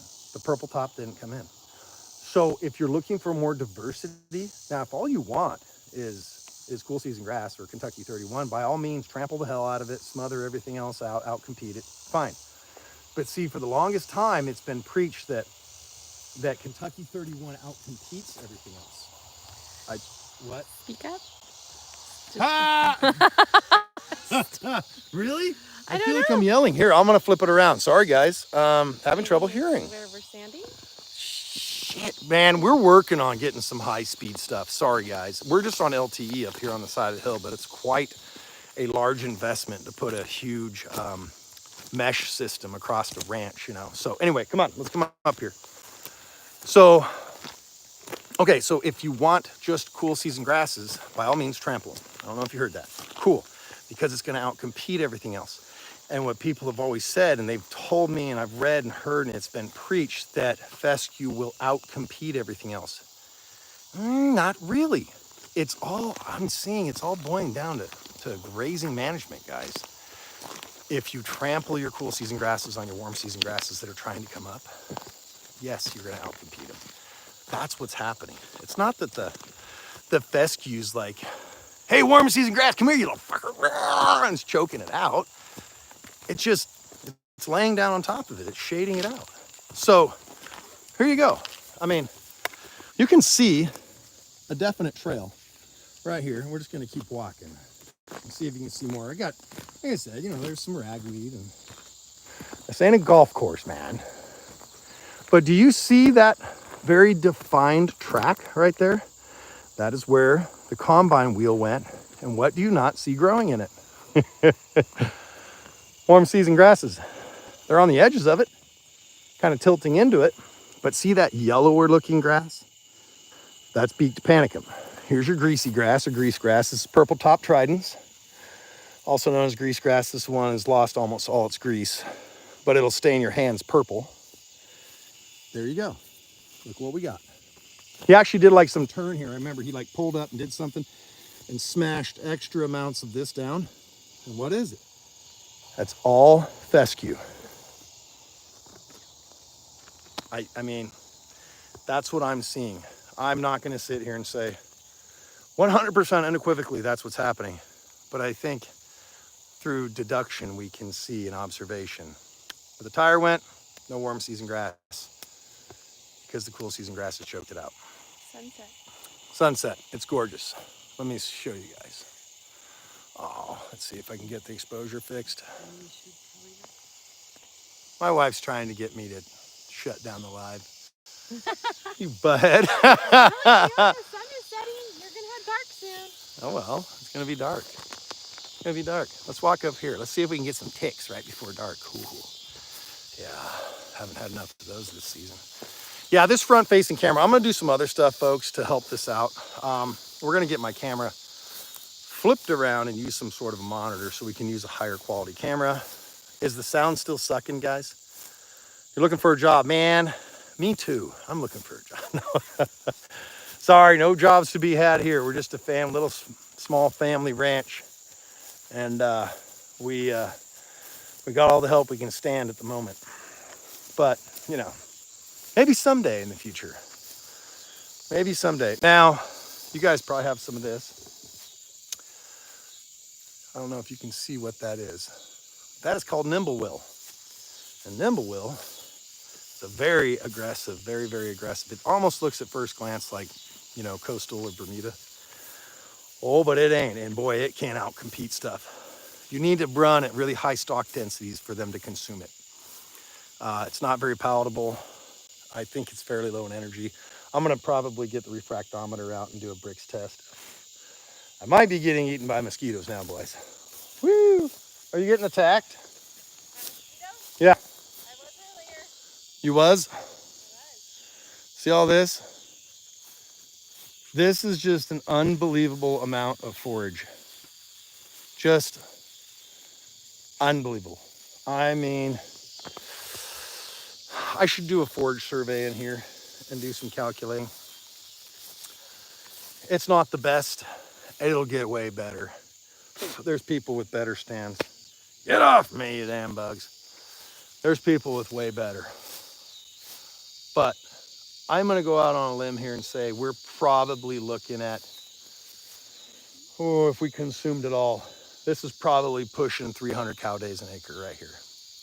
And last year, we couldn't hardly feed a mouse on it, you know? So it's made an unbelievable recovery. It's some beautiful stuff. It's almost everything you're seeing here currently out in here.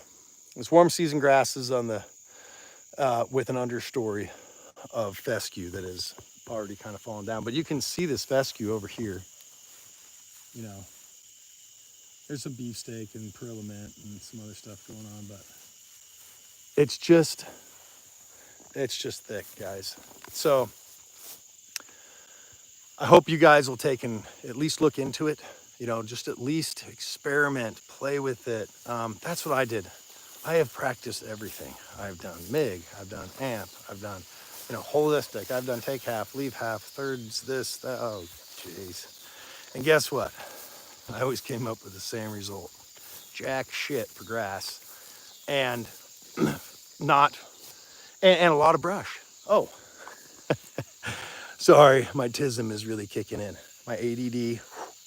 I came up here specifically to show you this. I'm gonna flip the camera around, use the better camera. It'll gather light better too. So we were talking about buckbrush, were we not, Mr. Lemaster? Now, what we got there is a stickerbush tree, also known as honey locust. We got a couple. I'm just gonna pan around here. And what is it that you do not see? What are you not seeing in these pastures? Anybody? Guess? Buckbrush. And this thing used to be covered in it. It was ate up with it. There was, oh, probably at least 30 patches, you know how buckbrush is. It starts in a patch and just grows out and it continues growing out because it gets less and less pressure because the animals stop pressuring it more or less. And so we mowed it and we rested it. And guess what? The grass has actually outcompeted it.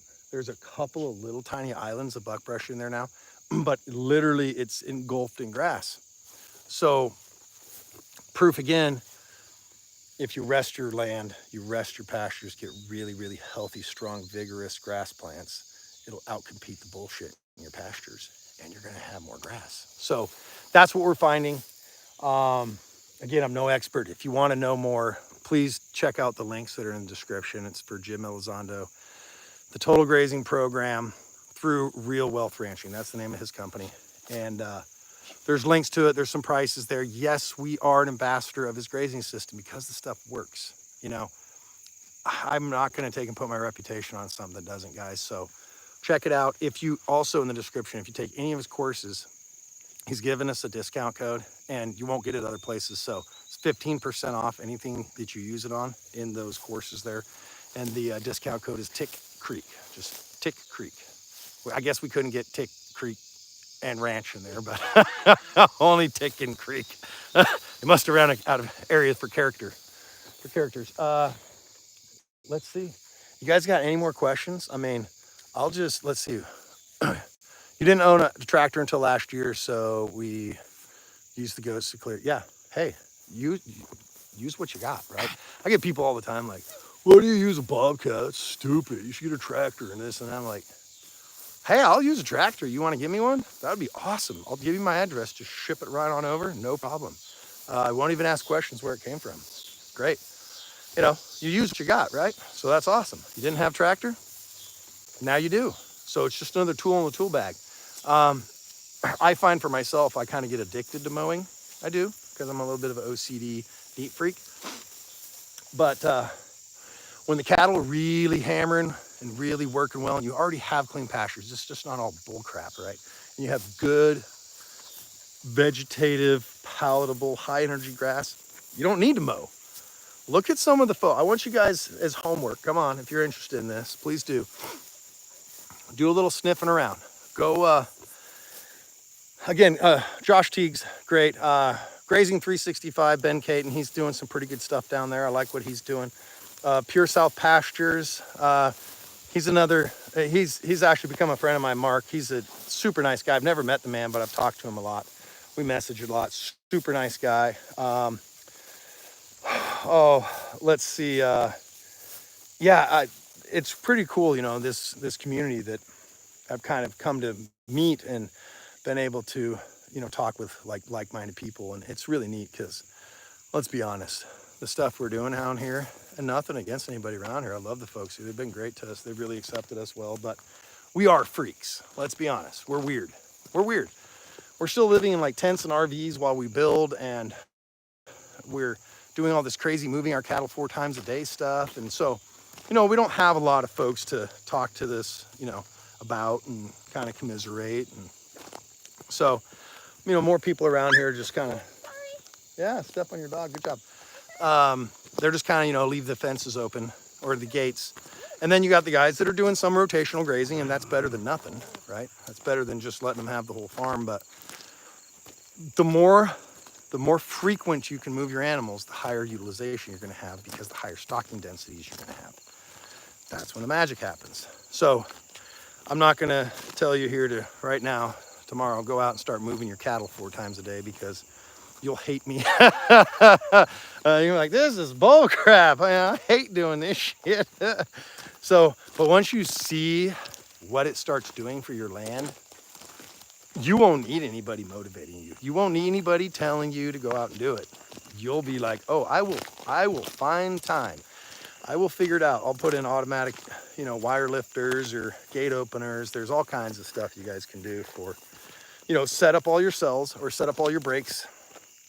And then they have these little timers that are run on solar, and they sit on the top of a tall pole, and they, you know, when the timer goes off, they pick the wire up, and the animals walk on to the next break.